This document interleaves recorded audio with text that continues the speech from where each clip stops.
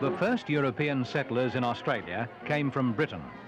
Now they arrive from every country in Europe, adventurous people seeking a new future. It's a big step for young and old, but there is always plenty of help available along the way and on arrival.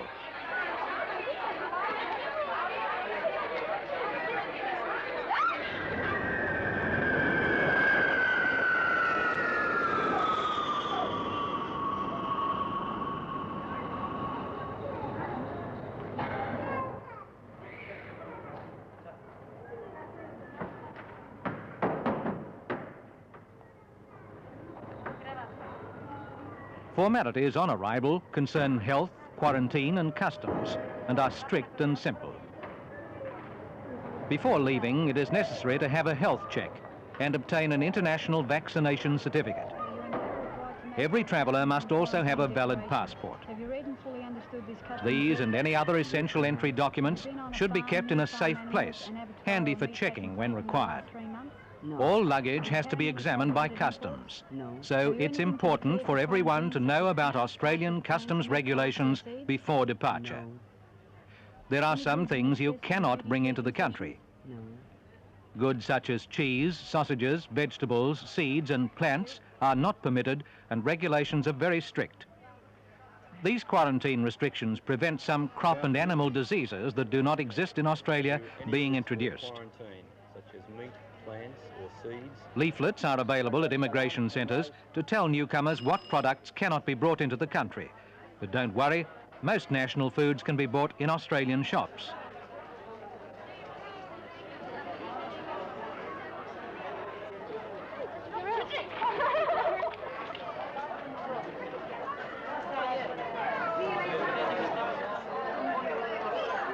Many new settlers meet relatives or friends when they arrive and have accommodation ready for them. Other new arrivals are welcomed by migration officers.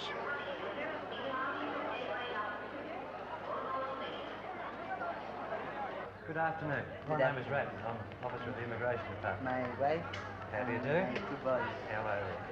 Welcome to Australia. Did you have a nice trip? Yes, I have. Oh, that's very nice.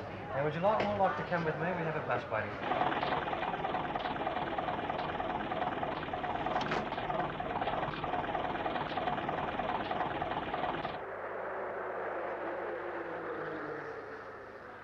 The Australian government assists some migrants with their passages, and those who have not been sponsored by relatives, friends or employers may be entitled to stay for a while in government accommodation arranged before leaving their homeland.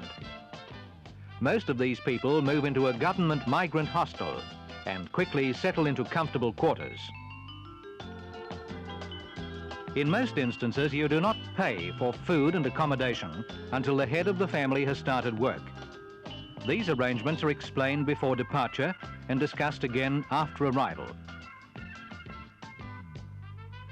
Some of the older type hostel buildings are still in service, though these are being replaced by modern units as quickly as possible.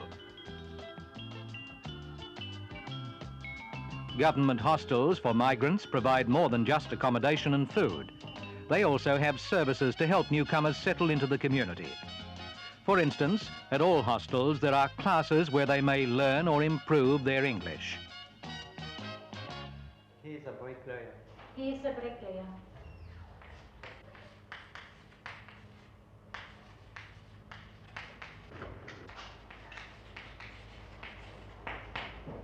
He's an electrician.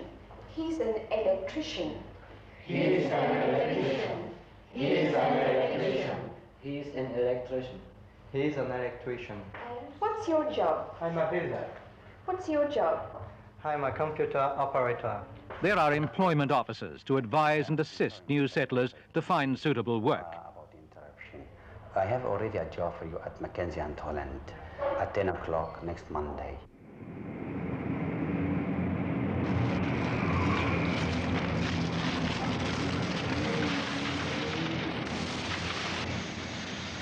For some jobs, a good knowledge of English is not essential, though of course it always helps.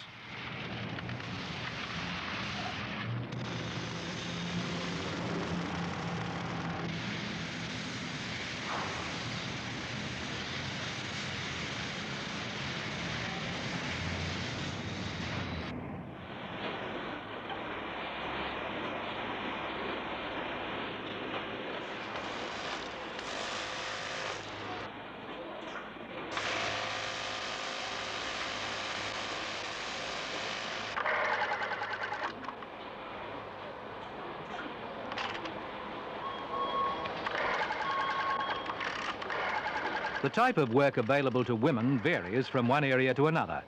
Some mothers have no problems finding work.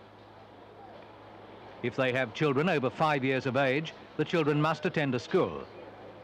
Those youngsters between the ages of 2 and 5 may be left at the hostel's child-minding centre for a fee.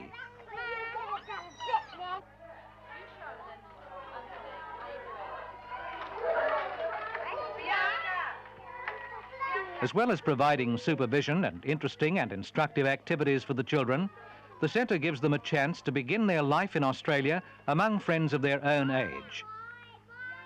For the older children, when they're not at school, there are well-equipped recreation centres to offer relaxation, sport, or just plain fun.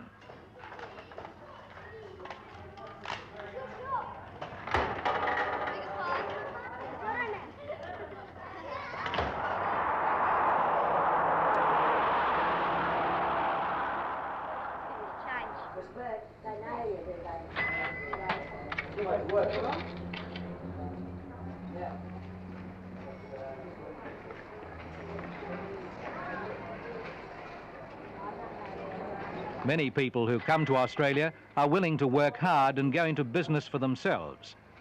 The international flavour they bring is appreciated by Australians and new settlers alike. In many of these businesses, there is plenty of work for the whole family to do, and soon the youngsters are old enough to lend a hand themselves when not at school. In all states except Tasmania, children must attend school until they are 15. In Tasmania, they must stay at school until they are 16. That spoon is red. That spoon is red. That spoon is red. That spoon is red. That spoon is red. That spoon is red. That spoon is blue. Blue? That spoon is blue. That spoon is blue. Dora? That spoon is blue. That spoon is blue. That spoon is blue. Classes for teaching English are open to people of all ages and are free to all who come to Australia, whether they come under a government-assisted passage scheme or not. Many continue to attend classes after they have left their hostel. These classes are held in various regional centres. Mary said, I'm sick. Well, she must have been eating too many chocolates. Very nice. Gioconda, ask your husband, Mary, sick today? Did you know Mary's sick today? Well, she must have been eating too many chocolates. Very good. What's this? It's a school.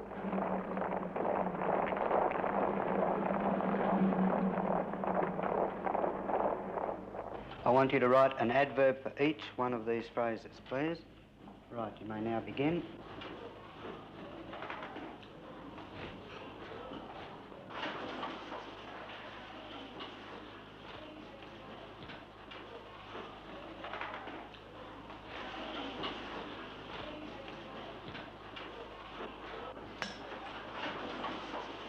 Right, stop work.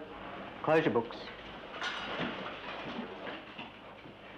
Mario, Damia and Tony, you can go to your special English lesson with Mrs. Thomas now. The rest of you, we're going to have a look at these little equations and write some problems for them. Normally, children attending school are quick to learn English. Good morning, Tony. For those who have a little difficulty following lessons, many schools hold special language classes. Are we ready? Rocco, in what year was the yellow car made? 1928. Mario, in what year was the red car made? 1928. Dami, what can you tell me about the two cars? What's the same? The yellow car is as old as the red car. Thank you, Dami. Martha, taste the lemon juice. What does it taste like? It tastes sour. Sour. Sour. Taste the vinegar. What does it taste like, Bridget? It tastes sour. One of the first things you should do on arrival is join a medical insurance fund. For a moderate weekly charge, these funds insure you and your family against most of the costs of medical and hospital treatment. The funds provide free insurance for the first 2 months in Australia, but you must first join a fund to qualify for this concession.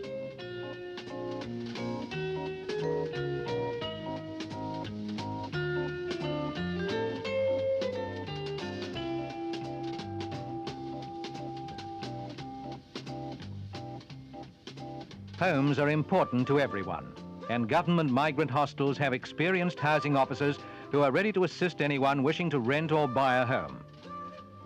This service is free.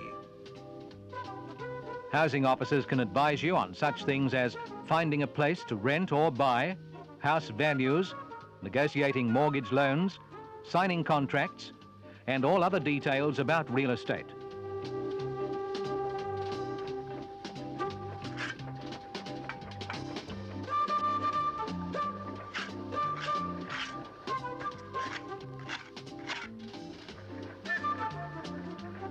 Owning your own home is very much part of the Australian way of life, and every encouragement is given to newcomers to settle in.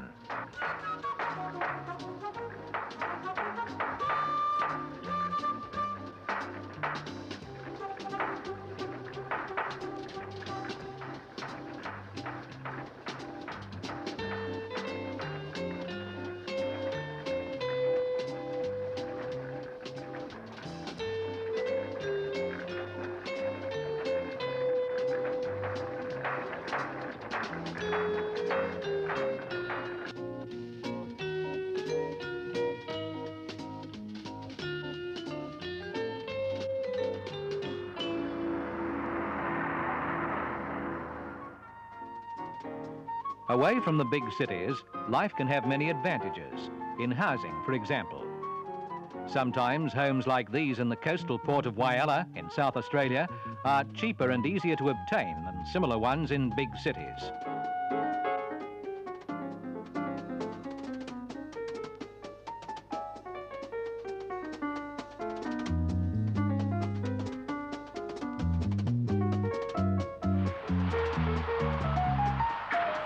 Whyalla is a shipbuilding and iron and steel centre. Other small cities have light industries.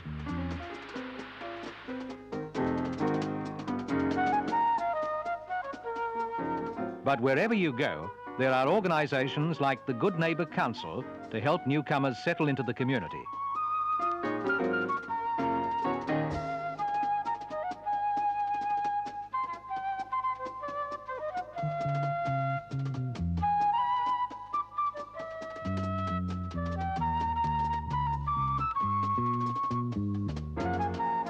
The small cities also offer varied opportunities for the young, with good schools and technical training facilities for apprentices. If children in Australian schools show ability, they will be given every opportunity to obtain a higher education. Australia needs qualified tradesmen in all fields, and the number of students taught in these schools is increasing each year.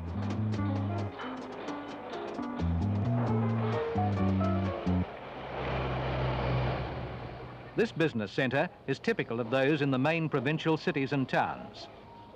Shopping facilities are provided under ideal conditions in well-stocked, air-conditioned supermarkets, or in privately owned shops, both large and small. Thank you. Oh, this one is the hire purchase agreement.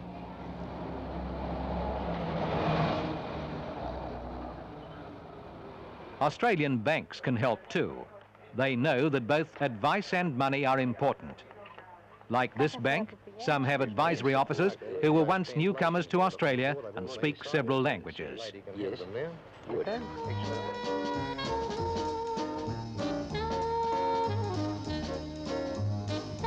Many nationalities, different cultures. But you need not be out of touch with your homeland in cosmopolitan Australia.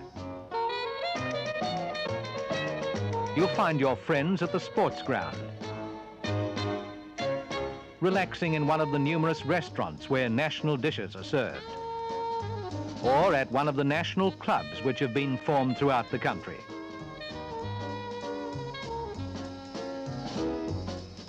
For many people, the clubs and cafes are links between their old life and the new. And today, these European influences are helping to enrich life that everyone can enjoy in Australia.